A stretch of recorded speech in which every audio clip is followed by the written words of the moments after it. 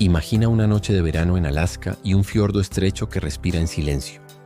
De pronto la montaña suena como si partieran el planeta con un hacha. Es 9 de julio de 1958. Lituya Bay duerme bajo un cielo pálido y en su garganta se prepara la ola más alta de la historia moderna.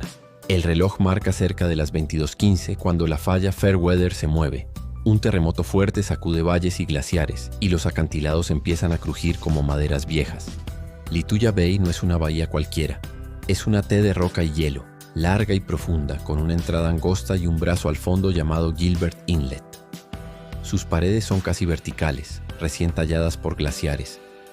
El agua es un espejo oscuro de 200 metros de profundidad que parece tranquilo hasta que deja de serlo.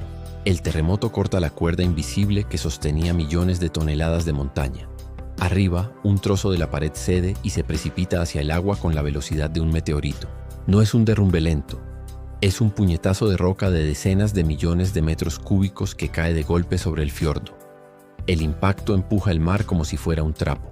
Del choque nace un chorro colosal, un splash que trepa por la ladera opuesta como una lengua blanca. La montaña queda pelada a una altura imposible. Ese salpicón inicial es la firma de Lituya Bay. No es un tsunami clásico que viaja océanos, es un megatsunami local, un latigazo de agua disparado por un deslizamiento. La ola corre fiordo abajo con una furia geométrica. Arranca bosques, limpia suelos, deja una cicatriz nítida que hoy llamamos Trimline, el límite hasta donde la madera dejó de existir. En el punto del impacto, la run-up alcanzó unos 524 metros de altura, más de medio kilómetro. La medida se lee y no se cree, pero el bosque cortado en seco lo atestiguó sin poesía. En la bahía había barcos, pescadores que conocían cada roca y cada cambio de marea. Ninguno conocía una ola así, porque nadie la había visto jamás. Una tripulación sintió como el agua se retira de golpe y luego vuelve como si el mar hubiera inhalado y exhalado en 3 latidos. Los motores rugieron contra lo inevitable. Lituya Bay tiene una puerta estrecha hacia el Golfo de Alaska. Esa puerta, con el impulso suficiente, puede convertirse en salida de emergencia o en embudo mortal. Algunos botes fueron engullidos en el remolino. Otros saltaron literalmente la barra de la entrada montados en la ola. Cruzaron de la muerte al océano en segundos que parecieron una vida. Quienes sobrevivieron contaron un rugido como de avalancha, una pared que venía sin sitio a donde huir, y luego el vacío y la espuma, la madera volando como paja. A la mañana siguiente, los pilotos de las guardacostas vieron un dibujo nuevo. Las laderas del brazo de Gilbert estaban rasuradas, el bosque convertido en cepillo recién pasado. Desde el aire, la Trimline brillaba como un contorno de pintura. Arriba, verde intacto. Abajo, roca desnuda, árboles arrancados, troncos clavados como astillas gigantes. Los geólogos llegaron con cintas métrica y cuadernos. Trazaron perfiles, midieron alturas, recogieron árboles quebrados como fósiles de una ola. El número empezó a imponerse. 524 metros. Ese valor no es una ola que viajara por el mar con medio kilómetro de altura. Es la máxima ascensión del agua sobre la ladera opuesta, el alcance del salpicón gigantesco, pero aún lejos del impacto, la energía sobraba. A lo largo de la bahía, la ola arrasó franjas de bosque de 30, 60, 100 metros de altura. Fue una guadaña amplia y precisa. ¿Por qué aquí y no en todas partes? La geometría mandó. Un derrumbe subaéreo alto, un impacto directo en agua profunda, paredes inclinadas y sin terrazas, una cuenca ideal para amplificar. En otras palabras, Lituya Bay era un laboratorio en espera, una bañera rígida, un martillo de roca y la física de un splash a escala geológica. Los mapas mostraban ya un pasado inquieto, glaciares retirándose, laderas jóvenes, cicatrices antiguas de deslizamientos. La bahía era bella y provisional, como todo en los fiordos. El terremoto fue el gatillo, no la causa última. La causa fue una montaña joven recostada sobre hielo antiguo y rocas fracturadas, esperando la vibración adecuada. Cuando la pared cedió, la roca cayó desde cientos de metros. Su energía cinética se convirtió en agua levantada. La montaña empujó, el mar respondió y la ladera opuesta pagó la factura. El impacto creó una columna de agua que trepó y se desparramó. Al caer, engordó la ola que corría bahía abajo. Fue un golpe y una carrera al mismo tiempo. Los árboles arrancados se convirtieron en proyectiles. Muchos quedaron clavados en las grietas. Otros navegaron como troncos fantasma días después, recordando a cualquiera que mirara que el bosque también flotaba. Los testigos recordaron cómo el agua parecía vertical, cómo el horizonte se dobló y cómo el ruido les atravesó el pecho. Ninguna brújula sirve cuando el mar se pone de pie. En la estrechez de la entrada la ola se partió y reconfiguró. Parte se derramó al océano, parte rebotó dentro. Lituya Bay vibró como un instrumento de cuerda golpeado, no tocado. El término megatsunami nació para casos así. No define un tamaño fijo, sino una categoría de eventos impulsivos, locales, extremos, difíciles de imaginar y rápidos de olvidar si no los escribes. No fue la primera vez que un derrumbe creó una ola colosal, pero sí el récord medido con rigor moderno. Antes hubo sospechas y relatos, aquí hubo cinta métrica y fotografía. El mundo tomó nota. Si un fiordo puede fabricar medio kilómetro de runa, otros fiordos pueden fabricar monstruos menores, pero suficientemente grandes para borrar puertos y pueblos.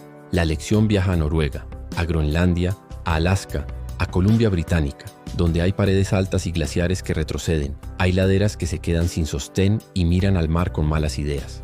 Décadas después, otros deslizamientos confirmaron la gramática. Thaanfjord en 2015 produjo run-up de casi 200 metros. Un valle glaciario, una ladera que cae, un fiordo que multiplica. En Groenlandia, 2017, un deslizamiento en Karrat provocó una ola que golpeó un pueblo. Fue mortal. El riesgo dejó de ser exotismo y se volvió presente para comunidades árticas. En embalses, el caso Bajont en 1963 mostró el mismo mecanismo en tierra firme. Una ladera que cae a un lago y produce un run-up devastador sobre la represa y el valle.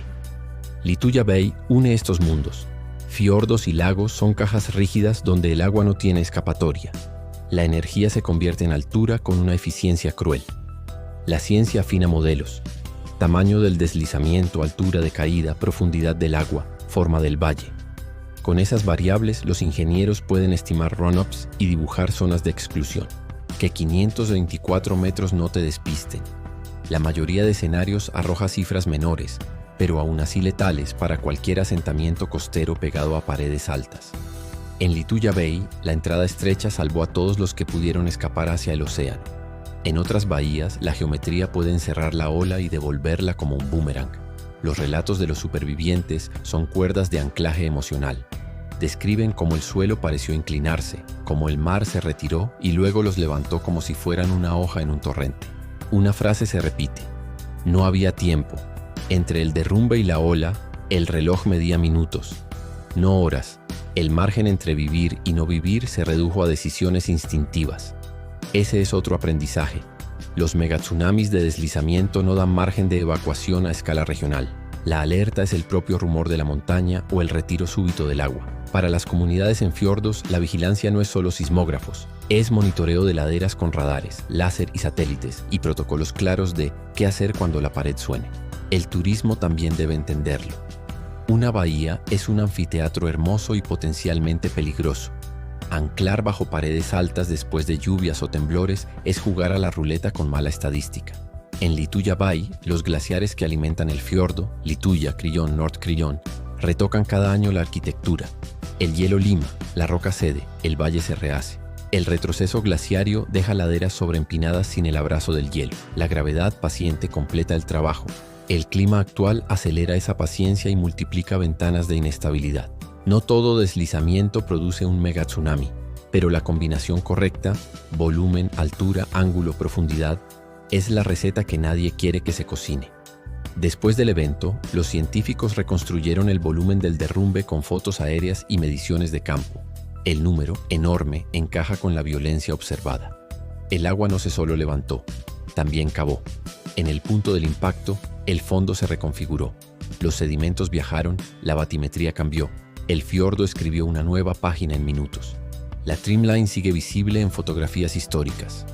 Una línea clara donde la vida se detuvo aquella noche. Con los años, el verde volvió a empujar hacia abajo, pero la cicatriz persistió como firma. El récord de Lituya Bay se estudia en aulas de geología y de ingeniería. Es material de examen, pero sobre todo es una vacuna contra la complacencia en valles cerrados. Los modelos numéricos reproducen su dinámica y prueban escenarios. ¿Qué pasa si el derrumbe cae un poco más lejos? Si el agua es menos profunda, si la entrada fuera más ancha. En casi todos los escenarios, la palabra clave es local. Destrucción apabullante en kilómetros, no en continentes.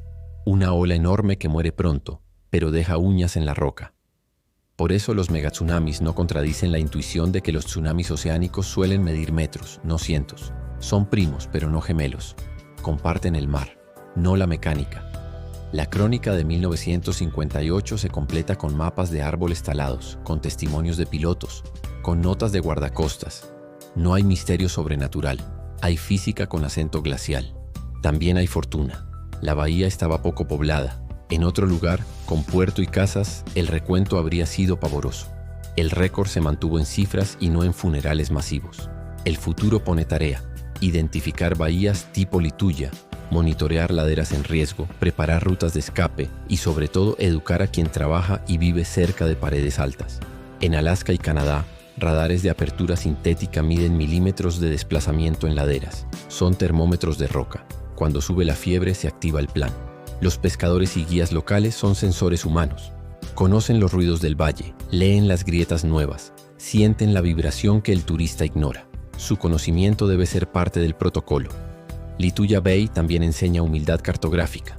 Mapas perfectos un día, obsoletos al siguiente. El terreno se mueve y los papeles deben moverse con él. Hay imágenes que duelen por su belleza. Una ladera limpia hasta medio kilómetro. El mar aún turbio, el aire claro. Parece un paisaje recién nacido, pero nació de un golpe. La palabra récord puede distraer. Lo que importa es el mecanismo. Donde se repite, no necesitas 524 metros para perderlo todo. 100 bastan para borrar un pueblo bajo una pared. Los cascos de los barcos que saltaron la barra quedaron como medallas.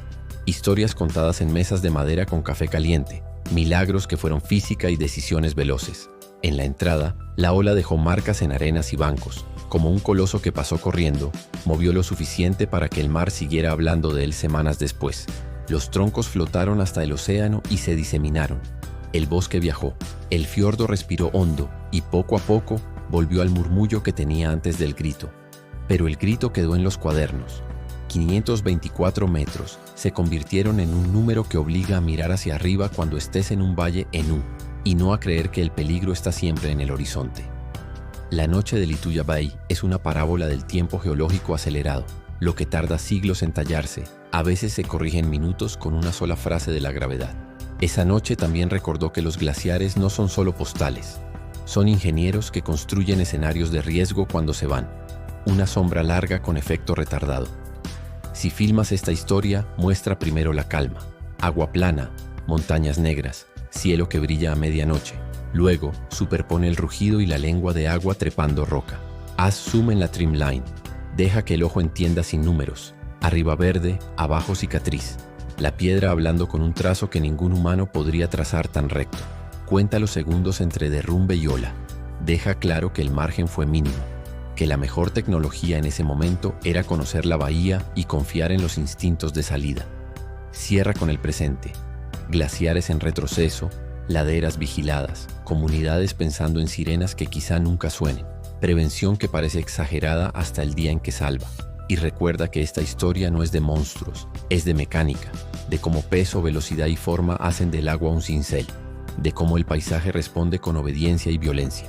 Si alguna vez entras a una bahía en forma de T, mira las paredes como si leyeras una biografía. Las grietas son notas al pie, los derrumbes son capítulos. Lituya Bay fue un final que nos enseñó a empezar de otra manera, porque el futuro no necesita otro récord, necesita atención, necesita que llamemos a las cosas por su nombre y que respetemos la aritmética del agua en valles de roca. La ola más alta de la historia dejó un número, una cicatriz y una lección. Si la leemos, quizá el próximo rugido encuentre menos oídos desprevenidos. Si este viaje te encendió una pregunta, acompáñanos. Suscríbete a Univérgico, activa la campana y comparte este video con quien escucha el rugido del agua contigo. Cada semana exploramos ciencia, cosmos, naturaleza y misterio con historias que sorprenden y emocionan.